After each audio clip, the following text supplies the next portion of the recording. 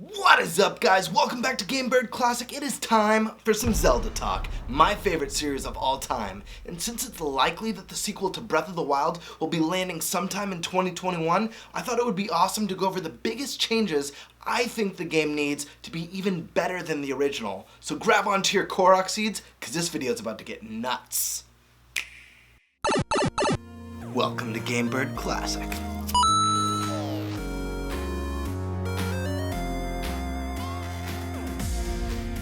Breath of the Wild has become one of the most memorable gaming experiences of my life.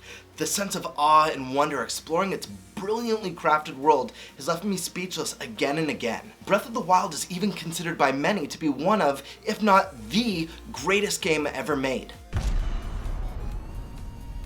But the game isn't perfect. No game is. And while Nintendo may have reinvented the wheel with The Legend of Zelda, they also ditched some of the series staples that made those games so great to begin with. So now I want to talk about some of the changes I think Breath of the Wild 2 needs to make it even better. So first up, we have traditional dungeons and temples. Man, oh man, if there's one thing I could change about Breath of the Wild, it would be the inclusion of traditional themed dungeons.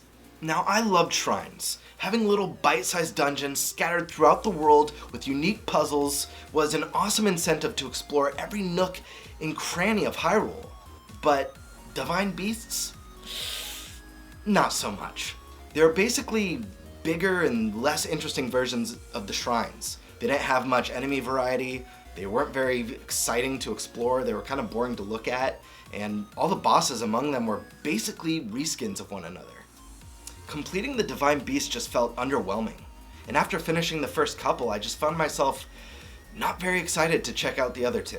Nintendo, bring back traditional dungeons. I want to see that forest, water, and fire themed goodness. Bring back a Shadow Temple, or maybe a new Spirit Temple, or even something like the Ancient Cistern, one of the coolest themed dungeons in Zelda history. But don't stop there. Each dungeon should include a unique mini-boss and a unique final boss with cool mechanics. No more reskins, please, no more reskins. Also, just let us finish these dungeons in any order to maintain that sense of freedom that was established in the first game. Next, I'd like to see the return of some classic items. Now, I loved the Sheikah Slate. It had some really cool abilities that let you solve puzzles in a number of ways. But unlocking all of its abilities from the get-go took away from that sense of progression and discovery. There was no excitement in building up my arsenal because I kind of had all the tools I needed from the start. Now, I know some of you might be thinking, well, hey, what about all the weapons you find on your journey? And that would be awesome, except everything breaks. Excluding the Master Sword, every weapon is kind of a disposable item. I want to see the return of some classic items like the hookshot, or the iron boots, or the megaton hammer, or the spin top, one of the coolest and most underutilized items in Zelda history. Hell, the hookshot could even solve one of Breath of the Wild's most annoying issues in my opinion, and that was the fact that you couldn't climb any surface when it was raining outside. I don't know about you guys, but anytime I needed to climb something, I swear it would start pouring out. It was so frustrating. Alright, this next one is a big one for me, and that's the removal of breakable weapons, or at the very least, greatly increasing the durability of weapons and incorporating some form of a repair system. Breakable weapons are just not fun. That's my opinion. If you guys disagree with me, that's totally fine. I didn't enjoy that system. In fact, I know of a handful of people who never finished Breath of the Wild, or didn't have the desire to get past the Great Plateau simply because the aggravation of having weapons constantly breaking, whether it's from a few hits or every encounter losing an item. And I know some might counter and say, well, hey, that doesn't really matter because you get so many weapons anyways on your journey. You always have something, but it's just not a fun mechanic. That basically just turns the system into inventory management, constantly swapping and dropping gear. I personally ended up hoarding some of my best weapons, not wanting to use them because I knew they'd break, and it kind of devalued them as strong weapons. Now, this actually wouldn't have been an issue at all for me if the Master Sword had been the end-all be-all ultimate weapon, but unfortunately, even the Master Sword had a cooldown, which was basically a temporary break.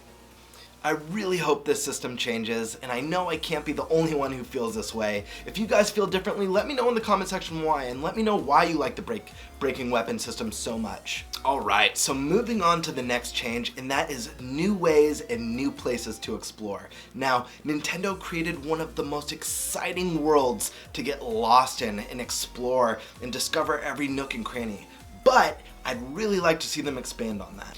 This means the inclusion of both underwater and underground exploration. And by the looks of the trailer, I think it's a pretty safe bet that we'll get to explore some pretty cool underground areas. However, I'd really like to see some cool underwater locations too.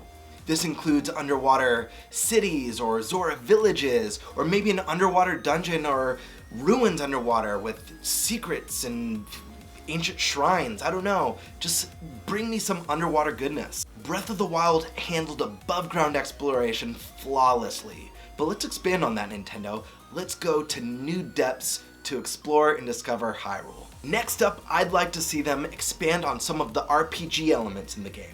Now, this one might be a little divisive, but hear me out.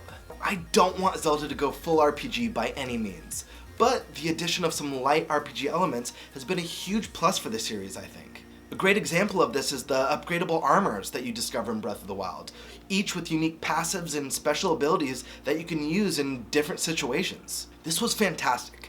Upgrading my armor was exciting and worthwhile. And since the upgrades required crafting mats that dropped off basically every enemy, it made every encounter feel worthwhile. I think Nintendo could really expand on this in some fun, unique, and interesting ways.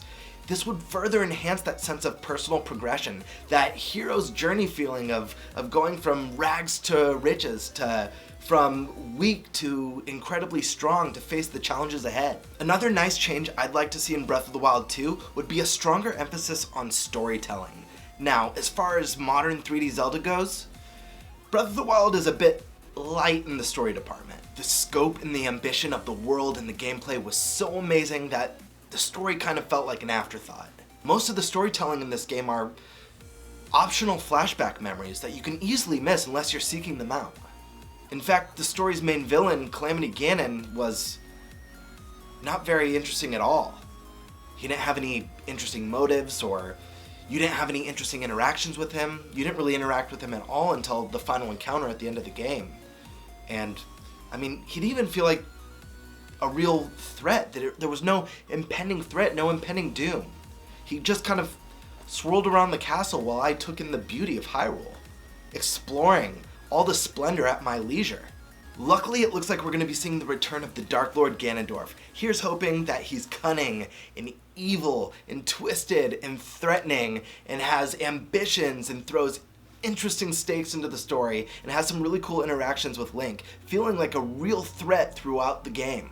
Given how amazing Breath of the Wild was and its incredible praise from critics, Nintendo certainly has their work cut out for them to make an even better experience than they already made. How do you follow up on a game that's considered by many to be the greatest game of all time? Nintendo has a lot of pressure right now, and I know they don't want to disappoint their fans. So it's a bummer that we won't be seeing this game until 2021, but it's also a good thing. The bar has been set so incredibly high, Nintendo needs time to make a worthwhile follow-up. Alright guys, those are some of the changes and additions that I'd love to see in the sequel to Breath of the Wild. What do you guys think? Am I right? Am I wrong?